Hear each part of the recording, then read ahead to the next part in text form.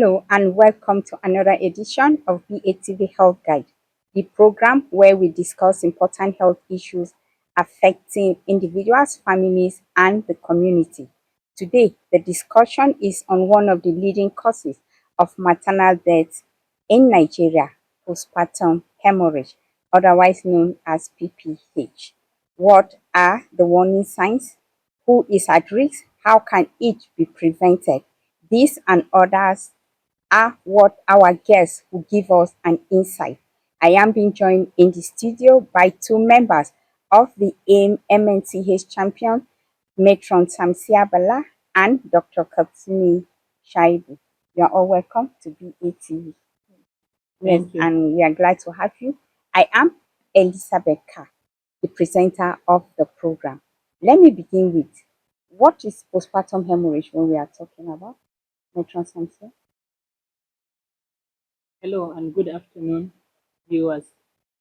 I am Ms. Shamsia Bala Aliyu, an advocacy champion with the AIM MNCNH. That is a maternal newborn child health and nutrition. So, postpartum hemorrhage is a leading cause of death among women after delivery. It is one of the cause of maternal death, and usually Nigeria have the highest record of maternal death, accounting for about 28.5% globally. That means 1,047 deaths per 100,000 live births of death among women account from the postpartum hemorrhage. So postpartum hemorrhage is nothing but excessive bleeding after birth. So when a woman bleeds excessively after birth, it refers to as postpartum hemorrhage. Bleeding after birth is all, usually happen always because a woman tends to bleed after birth, but not excessively.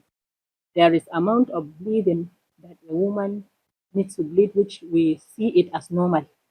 And then when it exceeds that, it refers to as postpartum hemorrhage. What did I mean by excessive bleeding? So a woman that bled after birth with a minimal bleeding that is culturally acceptable when it is being delivered at home, this is not considered as postpartum hemorrhage. Then in hospitals, usually we estimate blood loss. That is any blood loss that exceeded 500 ml after spontaneous vaginal delivery. That is when the woman delivers on her own vaginally. This is referred to as postpartum hemorrhage. Then when it is cesarean section, that is when the baby is removed by CS or theater. That refers, then we account for 1,000 mils of blood. Anything above it is referred to as postpartum hemorrhage. But the good news about postpartum hemorrhage is that it is preventable. Yeah, we'll come to prevention. Thank you. Now we are talking about postpartum hemorrhage. And why is the AIM MNCH championing this campaign against postpartum hemorrhage? She mentioned the burden of maternal mortality. 28% of all maternal deaths in Nigeria, or of all maternal deaths globally, occurs in Nigeria. That is quite high. Yes. And of that, 600 women die per 100,000 live births. And a third of that is caused from excessive bleeding, which is actually a preventable uh, cause of death. So this is something that can be prevented. This is what can stop women from dying in these large numbers. So a consortium was formed, which included the Medical Women Association of Nigeria, African Center of Excellence for Population Health and Policy, and then the CCSI, Center for Communication Impact. They came together and they thought no woman should die while bringing forth a new life. So they thought, how can we help? This is because this is an urgent problem that needed action, and it needed cost-effective interventions because of the nature of our population. So now they came together and they formed advocacy champions, which we are a part of. Basically, these champions go around advocating for women and antenatal care while pregnant. Women should deliver in health facilities or under the supervision of a skilled birth attendant. Women should be aware of these signs and symptoms that may suggest they bled excessively. There are proven interventions approved by WHO, the World Health Organization, called the emotive, where if a woman actually delivers in the hospital, she'll get this intervention that will prevent her from bleeding excessively that may lead to death. So now this together came together and they saw that yes, these are proven and trusted interventions that can prevent excessive bleeding and by extension prevent the high maternal mortality that we have in Nigeria. And that is what we're doing here. We want to call on women to go for antenatal care. We want to call on women to deliver in health facilities or under the supervision of skilled birth attendants. We want to call on women because one of the things that can prevent this bleeding is also exclusive breastfeeding of mother's own milk only. There are so many cost-effective interventions, and then the proven one, the one that has proven excellently in preventing maternal mortality from bleeding after birth, the emotive, which I will not should we explain further. So you explain further on the emotive, and then you added how common is a postpartum hemorrhage in our society. That's in Bauchi. How common do we see it among women who come to deliver in the health facility, and why is it considered a major cause of maternal mortality? Okay, thank you once again. Postpartum hemorrhage is measured as a major cause of maternal mortality because it is the leading cause of death after delivery. So mostly you will find out that a woman will have a healthy pregnancy, normal labor, but immediately after birth, this woman will start bleeding excessively. And such bleeding at times cannot be controlled if she delivers not in the health facility. But when she comes and she delivers in the health facility, it can be identified early and then prompt prevention and treatment will be done so that it will not complicate her condition and the bleeding will be arrested. So mostly why it leads to maternal death is because if a woman delivers at home and she suddenly started bleeding, before they will arrange transportation or before they even decide which facility to go or who will decide if she is to be taken to the facility. At times the transportation, at times the distance before they reach the health facility. That time that the preparation will take usually will lead to the bleeding that will account for anemia to that woman, at times even the woman bleeding to death. Because as soon as they reach the health facility, it will reach to a level that there will be no any amount of blood within the woman. Or at times you will just find out that they are bringing cups to you. But when it is identified early and it is being referred to the health facility, then actions will be taken and then such a life of the woman will be saved. So as I have said earlier, it usually accounts to a ratio of 1,047 per 100,000 live birth. That is, in every 100,000 live birth, 1,047 women died Because of because of PPH. postpartum hemorrhage. Yes, because of postpartum hemorrhage. So then this is what called for the need for the e-motive, and which is one reason that we are here. The e-motive is just a bundle which is being introduced in order to prevent and manage postpartum hemorrhage. So this prevention cannot just be done without early detection. And that is why we advocate for ANC, which is antenatal care, that every pregnant woman should come to the facility, have her routine antenatal care, takes her routine antenatal medications, which have some hematinics, that is some blood building drugs in them. Because at times, if a woman is having low quality blood or is having anemia, it's one of the cause of the postpartum hemorrhage as a result of low quality of the blood in her. So that is why we advocate for antenatal care. So, what actually causes this postpartum hemorrhage? Because it's a man. Now, a woman gets pregnant, doesn't have good nutrition, so her blood to begin with is already low. So now she mentioned a level of bleeding that will be termed as postpartum hemorrhage. Imagine a woman that already her blood volume is low. Any small bleeding has gone beyond what she needs to lose. Then the fact that there are warning signs, maybe a woman has been having some bleeding, but she's not doing her routine antenatal, she's not going to for her routine antenatal care. So she doesn't know that that is a danger sign.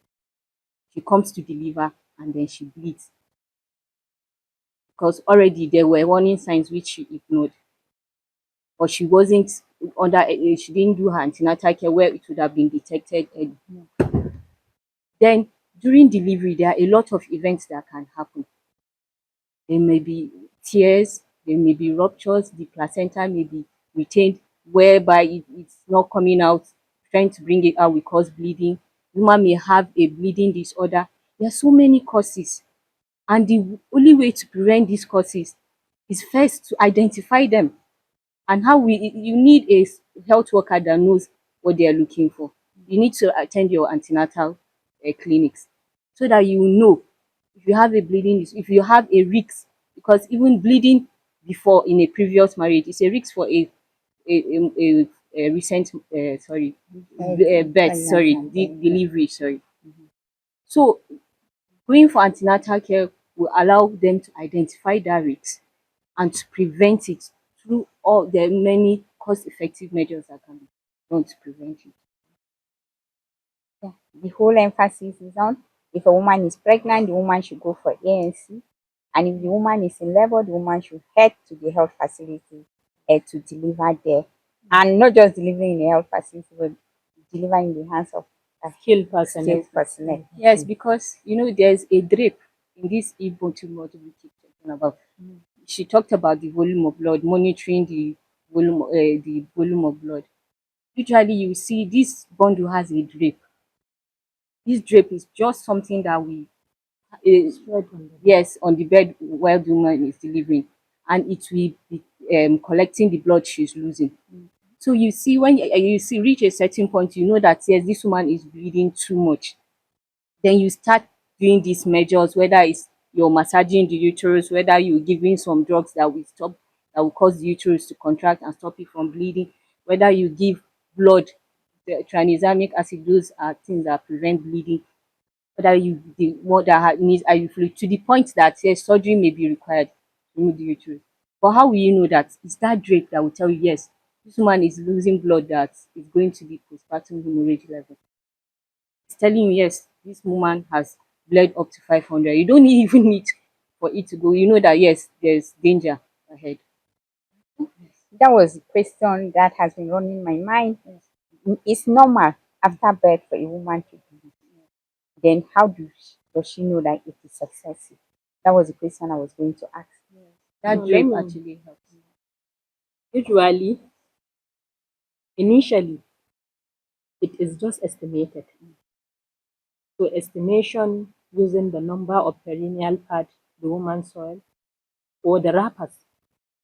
So just by mere estimating, the blood loss with the number of wrappers a woman soiled or the number of perineal pad she uses, you wouldn't know how many volume of blood is being lost.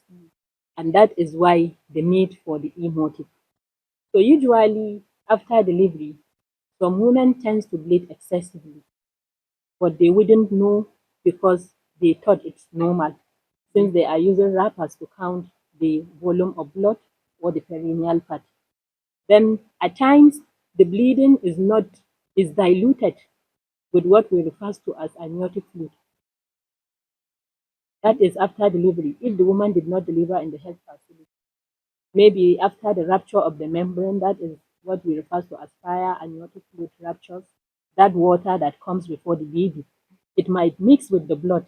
And some people might refer or see it as all is bleeding and they will start to be panicking, thinking it is postpartum hemorrhage. So, what is usually obtainable now is the use of that drip, which will give us the exact amount of blood that the woman lost. And then the emotive bundle, using the exact amount of the blood the woman lost, will now determine what type of a treatment should be done to the woman. Is it mild? Is it moderate blood loss or is it severe blood loss? If it is a mild blood loss, then some of the treatment will be done, such as what she has started mentioning, maybe given the oxytocin drugs, that is the injection that is usually given after delivery of the baby within 1 minute of delivery. If a woman delivers in the facility, she knows that there is injection we usually administer immediately after delivery of the baby, after ascertaining that there is no another baby inside the yes. And then there is massage of the uterus. There is inspection. The perineum is inspected because the cause of the postpartum hemorrhage can be tear, as she just rightly mentioned. So this tear can be a cervical tear. So when a woman delivers at home, it cannot be accessible because we use something to open and visualize the cervix. It's just the perineum that can be observed if it is a home delivery. But if it is in the facility, you can observe beyond perineal tear. Then another thing is return product, as she has rightly said. If it is a return product, there are measures that are being taken and maneuvers to remove that return product. Because once there is return product of conception, that is maybe the placenta retained in the utero, then definitely this woman will not stop bleeding. And then it will result to postpartum hemorrhage. So, who is at greater risk of postpartum hemorrhage? And what are some of the warning signs that women, pregnant women who go to deliver or their family should look out for? So usually the women at risk of this postpartum hemorrhage are those women that had postpartum hemorrhage in their previous pregnancy. For example, a woman in her past pregnancy had suffered from postpartum hemorrhage, then she has the likely tendency of having another postpartum hemorrhage, which we refer to as previous history. The cause might be known and it might be unknown. Then women who have multiple pregnancy, that is, they are carrying more than one baby, maybe they have twins or even three babies. Why? Because of the size of the uterus and then the placental size. So it can result to this postpartum hemorrhage after delivery.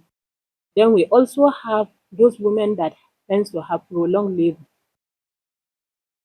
a labor that usually prolonged. And majority, if it is at home, they see this as normal. A woman can be left at home to spend more than 24 hours at home in labor, thinking it's normal.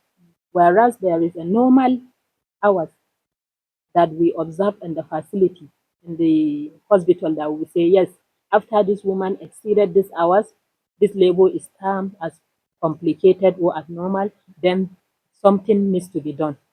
If it is an assisted delivery, in a form of maybe vacuum or cesarean section in order to save this woman and to save the baby. Then another thing is high blood pressure, which is rampant. You can see now majority of the women coming to us in ANC, they comes with this high blood pressure. Usually a woman, even at the first time pregnancy, you find out that this woman is having hypertension, what we refer to as pregnancy induced hypertension. So this high blood pressure usually is one of the cause of postpartum hemorrhage. That is after delivery, a woman with pregnancy induced hypertension is likely to have postpartum hemorrhage. So such type of women also are at risk. Another thing is the women who have given birth for many times, which we refer to as multiparous, usually delivering for the sixth time, above 5 times, this for the fifth, sixth, and so on. Yeah, we are running out of time, but the conversation is very interesting. But I know we'll keep a date for another time where we'll continue with this conversation.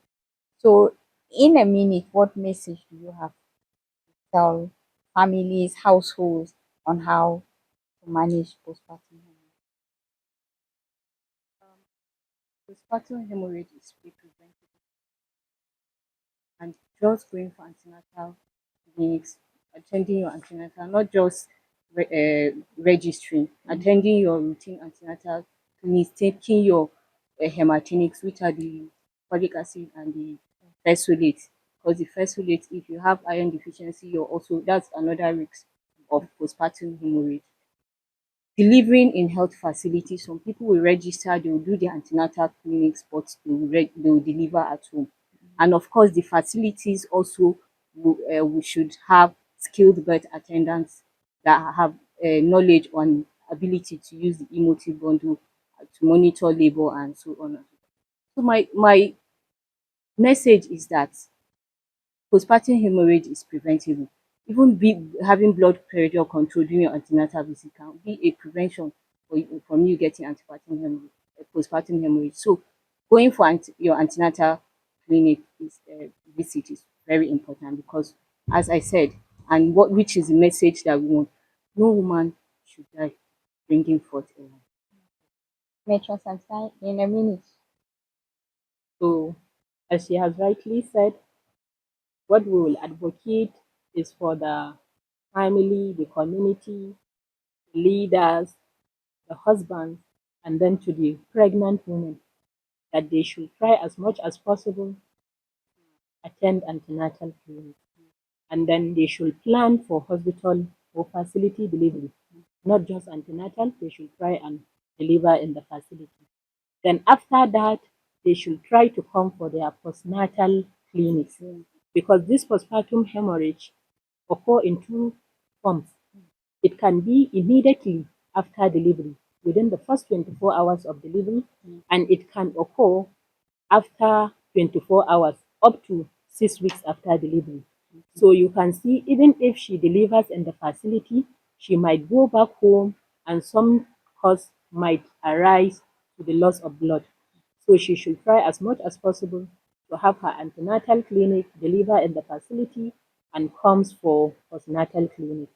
Our last message is no woman should die while bringing forth another life. Thank you. So I would like to thank you, Dr. Fatima Shaibu, a member of the AIM MNCH Advocacy Champion. Thank you very much for coming. And Matron Samsia, who is also a member of the Advocacy Champion. Thank you very much for coming. You are welcome. Yeah. So as we conclude, we hope this discussion has provided valuable insights into postpartum hemorrhage and reinforced the importance of timely medical intervention in preventing maternal death. BATV appreciates our guests for sharing their professional knowledge and practical advice, and to our viewers for staying tuned with us throughout the program. Remember, excessive bleeding after childbirth is not normal. Early recognition from treatment, regular ANC visit, and delivery in a health facility attended by a skilled birth attendant can make the difference between life and death. Until next time, stay informed, stay healthy, and continue to make your health a priority. I am Elizabeth K saying bye for now.